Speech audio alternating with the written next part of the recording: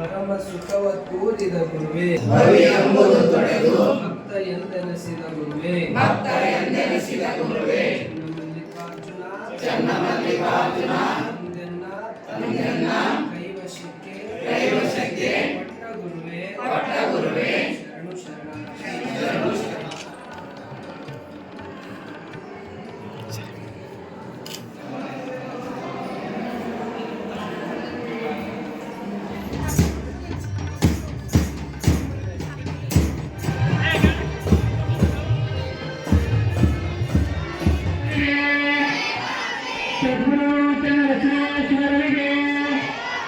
ಬಸವಜ್ಯೋತಿ ಪಾದಯಾತ್ರೆಗೆ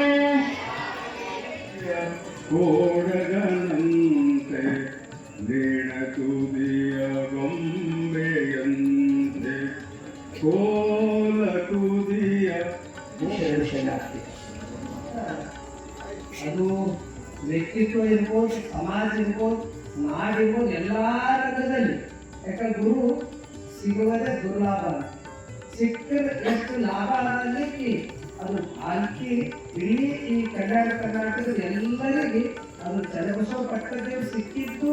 ಅದರಾಗ ಮತ್ತು ಬಸವನ ಪಟ್ಟದೇವ್ರು ಸಿಕ್ಕಿದ್ದೇ ಅವನ್ನೆಲ್ಲರಿಗೂ ಒಂದು ನಮಗೆ ಒಂದು ಸೌಭಾಗ್ಯ ಇರಬೇಕು, ನಿಷ್ಠೆ ಇರಬೇಕು.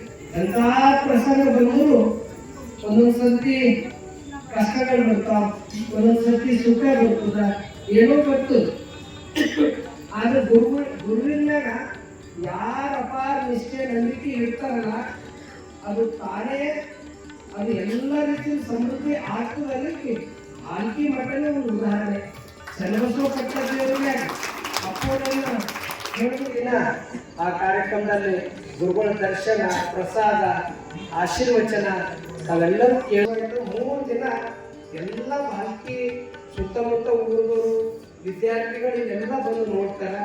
20ನೇ ತಾರೀಕು ಇಸ್ರೋದ ಸೈಂಟಿಸ್ಟ್ ಅವ್ರ ಕಡೆಯಿಂದ ಇದನ್ನ ಮಾಡಿದ್ದಾರೆ. ಆ ಊರವರಿಗೆ ಎಲ್ಲರೂ ಅಭಿನಂದನೆ, ಚಪ್ಪಾಳೆ.